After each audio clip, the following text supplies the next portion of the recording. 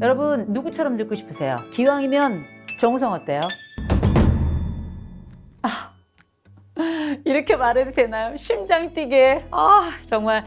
자, 오늘 배우 정우성의 이야기를 통해서 정우성처럼 나이 드는 방법을 오늘 좀 제대로 파헤칠까 합니다. 연예계의 국제 뻐꾸기 뻐꾸뻐꾸뻐꾸 데일리안의 홍종선 연예부 기자 함께했습니다. 반갑습니다. 반갑습니다. 어서 오세요.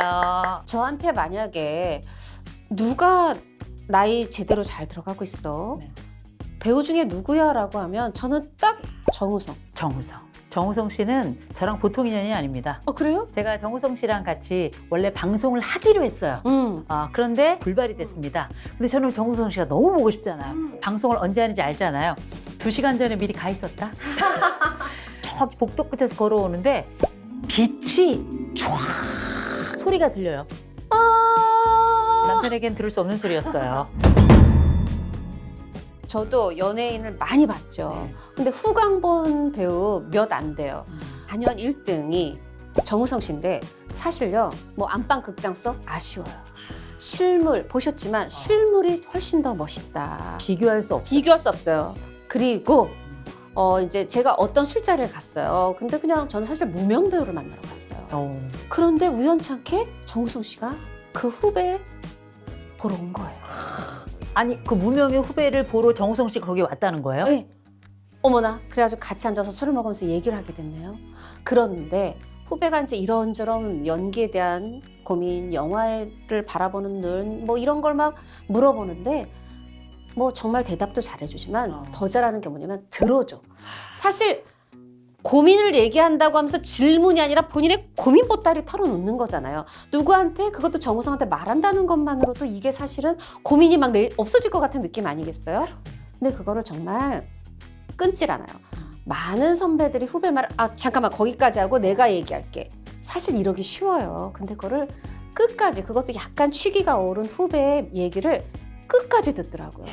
그리고 본인이 또 사실은 나도 이러면서 얘기를 해주고, 저는 그냥 옆에서 이렇게 지켜보는 것만으로 그 선후배의 풍경이 너무 좋았던 그 기억이 있습니다. 제가 알고 있기론 정우성 씨는 CG를 쓰지 않는 사람으로 알고 있는데 제가 보니까 얼굴 세우기 위해서 후배 앞에서 이런 척하는 게 있는데 이 세월에 CG를 쓰지 않네요. 아니 진짜 연예기자시거나 이거는 정우성 찐팬이네. 저는 참 마음입니다. CG 처리하지 않는 걸 아시네요. 제가 정우성 씨한테 물었어요. 아니 내가 이렇게 광고 같은 걸 봤더니 자글자글 주름이 보이더라. 그리고 심지어 이렇게 화면은 CF로 슉 지나가죠. 우리 뭐 지오다노 이런 거 커다랗게 정말 건물 하나만하게 이 브로마이드 벽에 막 걸려 있잖아요. 네. 근데 보면 정말 주름이 있거든요. 그래서 물어봤어요. 아니 이거 보통 이렇게 좀 지워달라고 하지 않아요? 그랬더니 정우성 씨가 이렇게 얘기해요. 어떻게? 계속 언제까지 지울 수는 있다. 그럼 난 집안에 숨어 살아야 되냐. 어차피 사람을 만나면 내 실물을 볼 텐데. 그리고 배우는 나는 관객 옆에서, 대중 옆에서 같이 늙어가는 사람이라고 생각한다. CG 하지 말라라고 배우가 요청을 한다는 거죠. 그냥 있는 것 자체로 가야 그게 나고, 그리고 내 팬들도 그리고 보는 자들도 그걸 알고 있고 그렇게 함께 세월 속에 가야 그게 진짜다라고 얘기하는 거네요. 진짜다고 오히려 계속 보면 늙는 줄 모른다. 같이 늙어가니까. 같이 늙어가니까. 우리가 자연스러움을 감당하기가 되게 어렵다고 느낄 수가 있는데 상징적인 분이 보여주는 그의 주름이나 그의 삶은 오롯이 자연인이라는 얘기 아니에요. 그의 삶처럼 정우성 배우에게 인생을 배우네요. 진짜 멋있네요. 제가 솔직히 좀 여쭤볼게요. 연예부 기자시잖아요. 그리고 넌 내 친구잖아. 술자리를 하시거나 할 때 그 남자가 궁금해요. 우리가 알지 못하는 정우성은 어떤 남자일까? 미디어 데이에서 제가 좀 봤었고, 미디어 데이가 뭐예요? 뭐냐면 오늘 만약에 영화 낮에 시사회를 했어요. 거기서도 뭐 진솔한 얘기를 하긴 하지만 거짓을 얘기하는 건 아니지만 우리가 이제 저녁에 그냥 호프집에서 만나요. 그래서 치킨 같은 거 아니면 뭐 감자튀김 먹으면서 좀 얘기를 하는 거예요. 그러면 훨씬 더 이렇게 좀 솔직하게 뭐 영화에 대한 얘기, 살아가는 얘기를 좀 할 수가 있어요. 추억의 미디어 데이가 있었던 시절. 자, 이때가 뭐냐면 영화 감시자들인데 천하의 정우성도 조금 약간 대중에서 멀어지나 요즘 막 초등학교 친구들은 모르나 막 이럴 때였어요. 그런데 그 감시자들 생각해보면 그때 또 이 런닝맨 나가가지고 막 너무너무 땀 흘리면서 뛰어가지고 셔츠 벗고 막 자켓만 입고 뛰고 막 이래서 초등학생들도 그때 좀 알게 되고 했는데 요때 그만큼 열의가 있었던 때예요. 근데 이제 미디어 데이 때 당연히 왔죠. 열의가 있으니까 사실 조연이었어요. 그런데 그때 우리가 막 정말 제임스라는 역할이었는데 너무너무 괜찮았어요, 연기가. 그래서 연기 칭찬도 하고, 아니, 사실 배역 크지 않은데, 설경구 씨나 한효주 씨 배역이 컸거든요.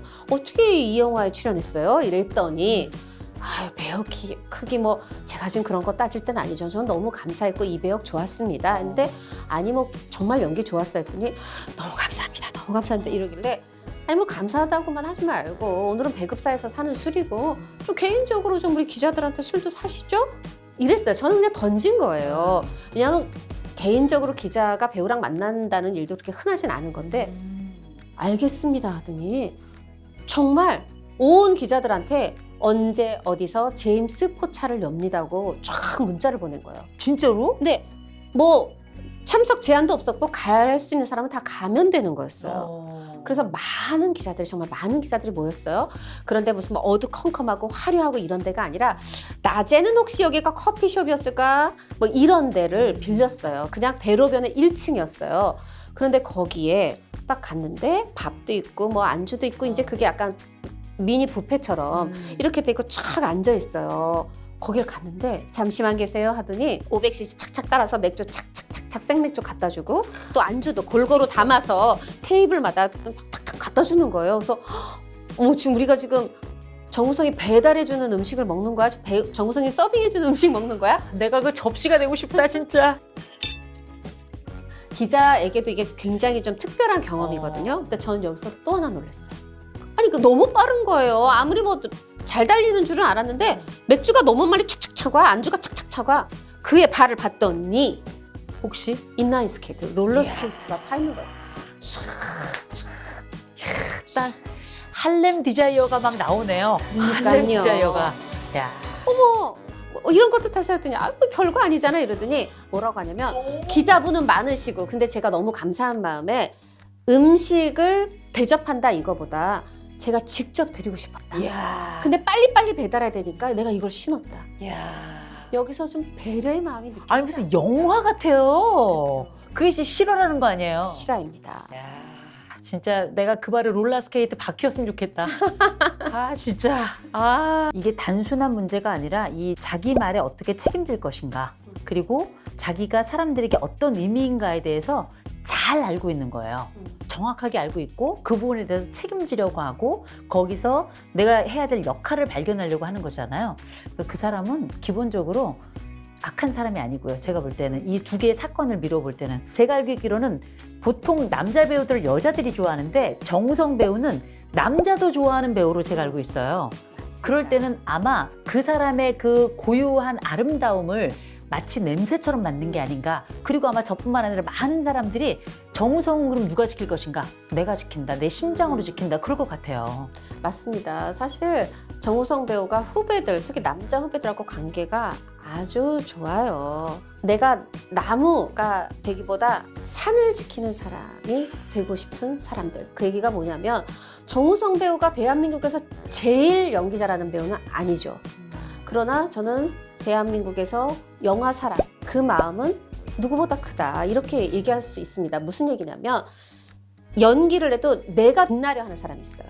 그런데 정우성 씨는 영화라는 그 산을 보고 큰 그림을 보고 그 산을 지키려고 하는 그런 태도. 그래서 저는 뭐 대한민국에서 최고로 연기 잘하지 않지만 여기까지 잘 왔다 이런 생각이 들고 놈놈놈이 있었죠. 놈놈놈 있죠. 좋은 놈, 나쁜 놈, 이상한 놈, 에스터. 그중에 제가 제일 좋아하는 놈이 정우성이에요. 좋은 놈이죠. 그런데 거기서 가만히 보세요. 아니 지금 미국 배우가 온다 한들 그 카우보이 복장의 그 기럭지, 그 밧줄로 천장에 매달고 촥 막 천장 날아다니고 장총을 말 타면서 쏘는데 그 기럭지? 이런 거 사실 뿌듯하잖아요. 또 이런 것도 무시할 수가 없는데 사실 그때 아름다움만 보이지만 사실 되게 위험했다고 그래요. 그래요? 네. 말 타면서. 그렇지, 그렇지. 네네. 근데 이런 것들을 영화 사랑하는 마음으로 하는 거예요. 저는 이제 이런 부분들 굉장히 좀 높이 삽니다. 기꺼이네요. 늘 기꺼이. 그리고 함께. 기꺼이 함께. 이게 사실은 굉장히 좋은 리더십의 가장 대표적인 단어인데 그 정우성 씨가 말을 타며 우리에게 쏘았던 건 총이 아니라 사랑이었군요. 맞으셨나요?